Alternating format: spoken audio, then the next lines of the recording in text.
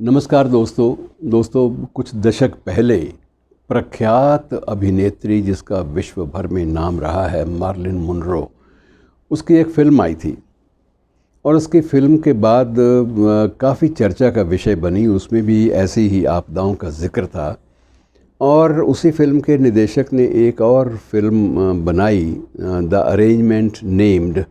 उस नाम से एक और फ़िल्म बनी और उसके कुछ एक पहलू जो हैं वो आज की संवेदनहीन परिस्थितियों से मेल खाते हैं। मेल इस तर्ज पर खाते हैं कि उसका जो नायक है फ़िल्म का, वो एक दुर्घटना में घायल हो जाता है और घायल होकर बेहोश हो जाता है। गंभीर चोटें लगती हैं उसको, बेहोश हो जाता है, लेकिन धीरे धीरे उसकी होश आने भी लगती है। पर तकलीफ़ें इतनी ज़्यादा हैं कि वो अभी इस स्थिति में नहीं है कि बात कर सके। और जो डॉक्टर थे, जांच करने वाले, उन्होंने कहा कि लगता है कि ये आदमी अब डिमेंशिया की हालत में चला गया, इसकी याददाश्त जो है वो लौटनी बहुत मुश्किल है, ये रिस्पॉन्ड नहीं कर रहा और ये पॉसिबिलिटी ज़्यादा है कि ये इसकी याददाश्त वापस नहीं आ पाएगी।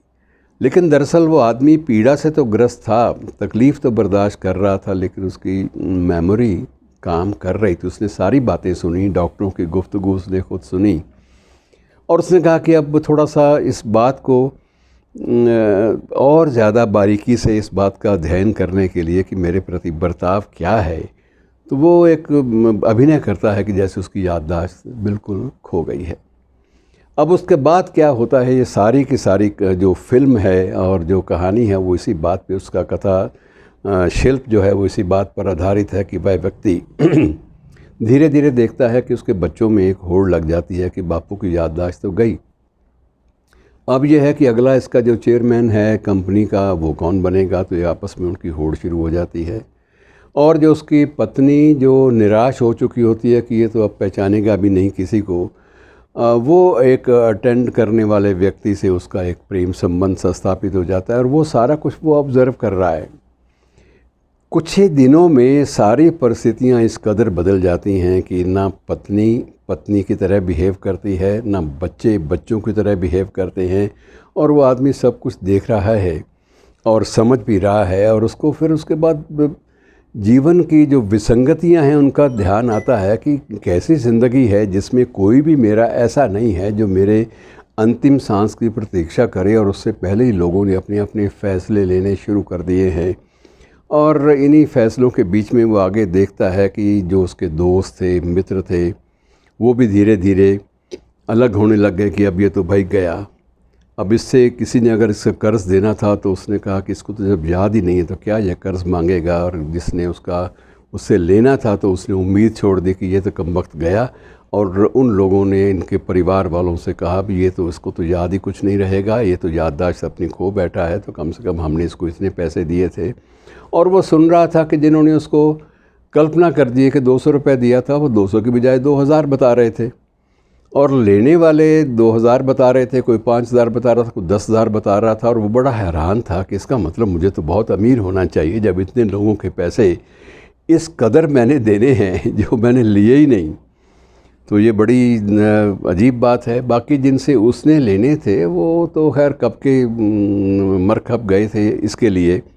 वो तो इसे समझ बैठे थे कि ये तो अब ये गॉन पर्सन है, ये आदमी तो लौटेगा नहीं वापसी पे। तो इसके जो भी चीज़ें हैं, मेरा मतलब यह है कि ज़िंदगी किस तरह से दरहम बरहम हो जाती है किसी हादसे के बाद, और जब आदमी उसको ऑब्ज़र्व करने के लायक होता है तो उसके बाद सारी चीज़ें जो हैं वो ढंग बिल्कुल उनका तब्दील हो जाता है।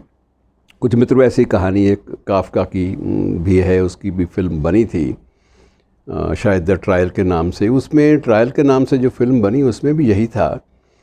कुछ ऐसी मिलती जुलती कहानी थी कि एक व्यक्ति सड़क पर जा रहा होता है और सड़क पे किसी का मर्डर होता है। मर्डरर कोई है, जिसका कत्ल हुआ है वो कोई और है, कत्ल करने वाला कोई और है। लेकिन ये क्योंकि करीब जाकर उसको बचाने की कोशिश करता है, पुलिस उसको धर दबोचती है कि तुमने ही कत्ल किया है और उसको कत्ल के इल्ज़ाम में उसको फंसाकर उस पर मुकदमा चलता है। अब मुकदमे के बाद जब कोई प्रूफ नहीं मिलता, मोटिव नहीं मिलता कत्ल का, और उसकी बात जिस तरह वो अपना बयान देता है रो रो कर, और वो सारी बातें कहता है कि मैंने फ़लाँ आदमी देखे, फ़लाँ आदमी देखे जो कत्ल करने वाले थे, जो कत्ल हुआ इसको मैं जानता भी नहीं, मेरा कोई लेना देना नहीं है, मैंने तो सिर्फ बचाने की कोशिश की। और आखिर में क्या होता है कि उसको कुछ सज़ा थोड़ी सी होती है और बाद में संदेह का लाभ देकर उसको बरी कर दिया जाता है। अब बरी करने के बाद उसको लगता है कि ये सारी ज़िंदगी क्या है, अजीब दुनिया है, और वो एक और व्यक्ति को बचाने की कोशिश करता है। ऐसा ही हादसा होता है जिसमें फिर एक व्यक्ति मर रहा है, और वो ये भी करता है कि उस व्यक्ति को उठाकर अस्पताल भी ले जाता है, उसको दाखिल करवाता है। डॉक्टरों से कहता है मैंने इसे मारा नहीं है भाई, मैं सिर्फ इतना ही मैंने किया है कि मैं इसको उठाकर ले आया हूँ, मेरा और कोई दोष नहीं है। अब वो लेकिन पुलिस उसको छोड़ती नहीं है फिर भी कि तू अपनी सबूत तुम्हें देना पड़ेगा कि तुमने इसको नहीं मारा, इस बात का सबूत तुम्हें देना पड़ेगा, इसके प्रूव करना पड़ेगा कि तुम बेगुनाह हो।